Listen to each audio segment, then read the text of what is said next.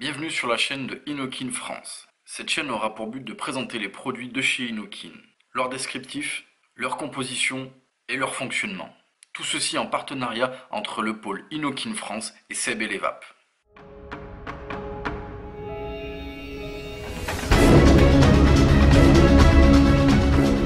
Aujourd'hui, découvrons ensemble le Dripper Aeror Eurus. Le Dripper Aeror Eurus est un petit dripper fait pour du dual coil, bien entendu en prise directe. À l'intérieur, nous retrouverons bien entendu l'atomiseur Eurus. Là, il est en noir, à savoir qu'il est aussi disponible en bleu et avec une couleur un peu rose champagne.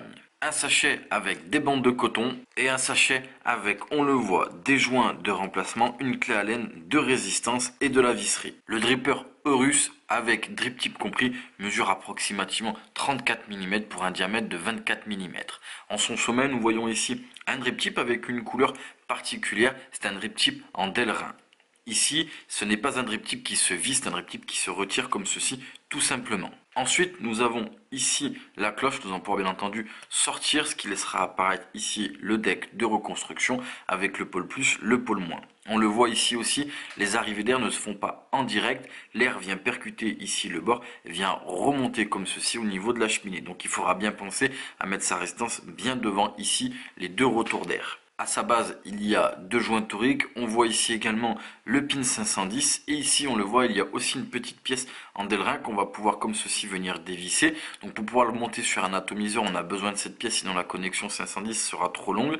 Et quand on vient comme ceci enlever cette petite pièce, ça nous laisse apparaître ici une vis que nous allons pouvoir saisir et dévisser pour venir ici enlever l'épine afin bien entendu de pouvoir nettoyer l'atomiseur ou d'effectuer sa maintenance. Ici j'ai remis la petite pièce comme on le voit en Delrin dessous et nous allons effectuer un montage sur cet ato. Ici je viens prendre la clé Allen qui est fournie dans le kit et je viens dévisser les plots. Une fois mes plots dévissés, je vais venir placer mes résistances. J'en place comme ceci une première et je viens revisser mes plots. Ici ma première résistance est placée, je suis venu comme ceci la remettre correctement droite au-dessus des arrivées d'air.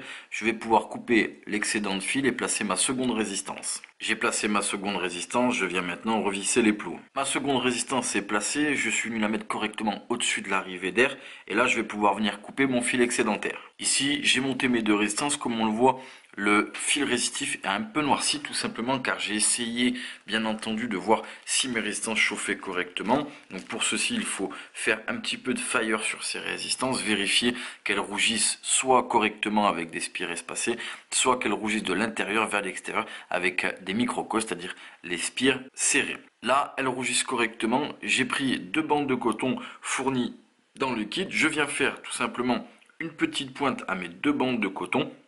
Et je vais venir comme ceci les placer à l'intérieur de mes résistances. Ici j'ai placé ma première bande, je vais faire la même chose avec la seconde. Ici ma seconde bande est passée, je viens couper mon coton. Je peux en laisser quand même pas mal puisque du coup il y a quand même une jolie queue sur cet atomiseur.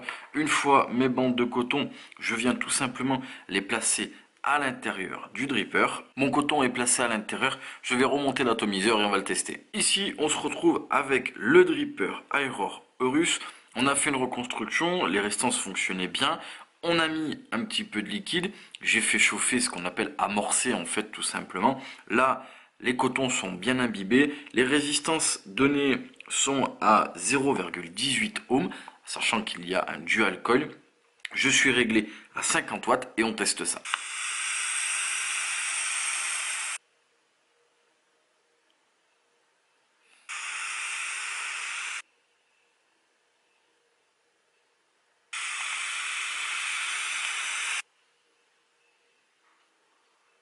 Vous l'avez vu, gros nuage de vapeur. Là, tout simplement, on a un atomiseur, ma foi, qui est assez restreint. Donc, on a une bonne restriction des saveurs. Le drip tip en Delrin, pour le coup, est une bonne idée, car là, si on touche, l'atomiseur est un petit peu chaud. Ça dépendra bien entendu des résistances que vous allez monter à l'intérieur, de la puissance à laquelle va être utilisée ces résistances. Mais là, dans notre utilisation, dans cette vidéo, l'atomiseur, ma foi, est un petit peu chaud. En revanche, le drip tip, lui, pas de souci. Il reste à température ambiante. En revanche, bien évidemment, la vape, elle, reste assez tiède, voire chaude. En termes de tirant d'air, effectivement, on a des belles ouvertures, mais c'est pas un tirant d'air extrêmement aérien, comme si on respirait. Il reste assez aérien, mais avec une légère restriction. Cet ato est fait pour les gens qui cherchent à faire du cloud avec de la puissance en vapeur assez chaude. Voilà, ce sera tout pour le dripper Aurore Horus de chez Inokin et nous vous remercions d'avoir regardé cette vidéo sur la chaîne de Inokin France.